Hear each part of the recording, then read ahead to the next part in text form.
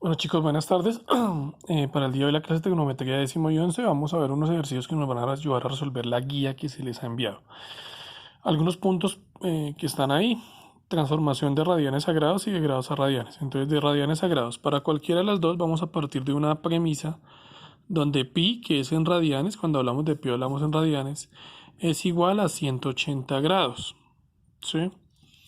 En este caso, como nos dicen pasar de radianes a grados, entonces yo escribo el ángulo en radianes que me dan 2 pi tercios es igual a x y genero una regla de 3. ¿Cómo se resuelve una regla de 3 simple y directa? Recuerden, multiplicando en x, es decir, pi que multiplica a x debe ser igual a 2 pi tercios que multiplica a 180 grados. X es igual, este pi lo paso a dividir, 2 pi tercios por 180 grados dividido pi. Entonces, 2 pues es una multiplicación de fracciones. 2 por 180, ¿cuánto me da? 360 pi tercios dividido pi. Y esto me queda 360 dividido 3, me da 120. Bueno, este símbolo de grados es de este grados, no lo perdamos de vista. 120 grados por pi dividido pi. Cancelo los pi y la respuesta me queda en grados. Es decir, que al pasar 2 pi tercios a grados, me queda 120 grados. Ahora me piden pasar de grados a radianes, me dan el ángulo en grados. Parto de la misma premisa. Pi equivale a 180 grados. Ahora, como estoy en grados, entonces el ángulo en grados lo coloco debajo de grados, valga la redundancia, y aquí colocaré x. Y resuelvo en x. Entonces esto me queda x que multiplica a 180 grados debe ser igual a 225 grados que multiplica a pi. Este 180 grados que está multiplicando lo paso a dividir, me queda 225 grados pi dividido 180. Y ahora voy a simplificar. Como termina en 5 debe tener quinta, entonces quinta de 225. 25 dividido 5, 5 por 4, 20, sobran 2, 5, 45. O sea que esto me queda 40, me va quedando 20, 45. Y la quinta de 180, pues 180 dividido 5, 5 por 3, 15, a 18, 3, me da 36. Y esto se puede seguir simplificando, ¿no? Novena de 45, 5. Novena de 36, 4. O sea que eso me queda 5 pi cuartos. Ese sería el ángulo en radianes de haber pasado 225 grados. Ahora vamos a trabajar toda la parte de funciones y razones. Vamos a arrancar con el teorema de Pitágoras. Tengo un triángulo rectángulo. Recuerden que todos los ángulos internos de un triángulo deben sumar 180 grados. ¿Listo? Como es un triángulo rectángulo y cumple con el teorema de Pitágoras, encontramos dos catetos. Recuerden que aquí trabajamos catetos opuestos adyacentes y el cateto más largo es la hipotenusa. ¿Sí? Entonces, por Pitágoras voy a resolver primero el triángulo. Un triángulo donde me dan dos lados.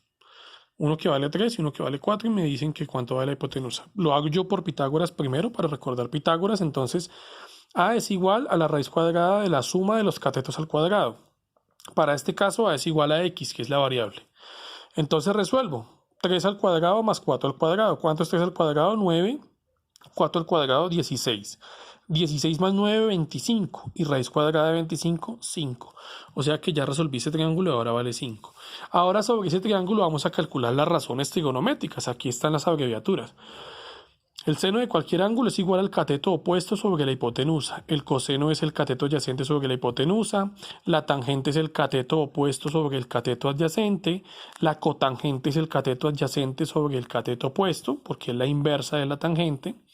La secante es la hipotenusa sobre el cateto adyacente, ya que es la inversa del coseno.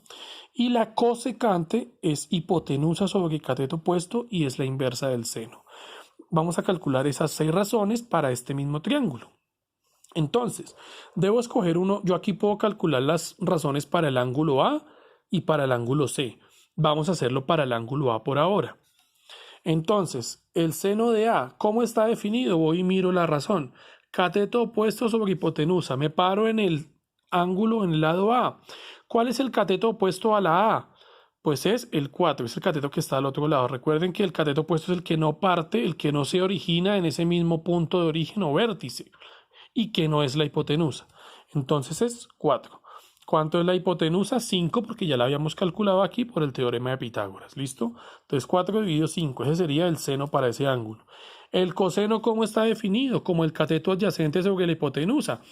Sigo en el ángulo A. ¿Cuál es el cateto adyacente? Es el lado que se origina desde su punto, desde su vértice, y que no es ni el opuesto ni la hipotenusa. En este caso es 3.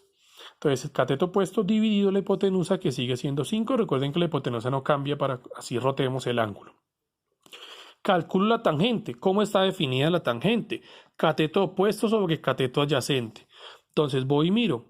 Me sigo parando en el ángulo A. ¿Cuál es el cateto opuesto al ángulo A? El 4. ¿Y cuál es el cateto adyacente? 3. Entonces me quedaría 4 dividido 3.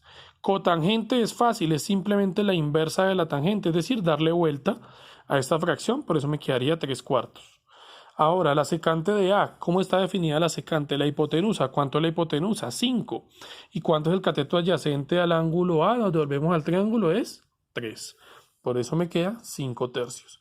Y la cosecante es la hipotenusa, que sigue siendo 5, dividido el cateto opuesto. El cateto opuesto al ángulo A ya habíamos dicho que es 4.